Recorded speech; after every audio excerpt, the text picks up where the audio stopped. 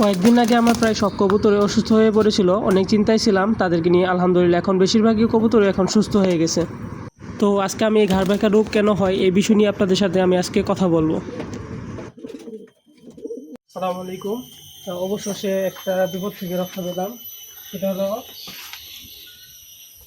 এই যে কবুতরের যে ঘাড় ব্যাকা রোগটা, এই ঘাড় ব্যাকা রোগটা অনেকদিন ধরেই, মানে প্রায় বলতে গেলে যে প্রত্যেকটা কবুতরে আমার এই অবস্থা হয়েছিল। এখন মোটামুটি তাও সবগুলো এখন ভালো হয়েছে।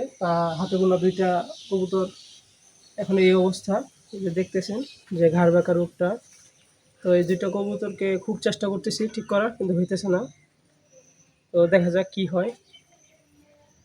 এই যে কবুতরের ঘাড় ব্যাকা হলে মানে এরকম করে সবসময়, এটা ঠিক করার চেষ্টা করতেছি।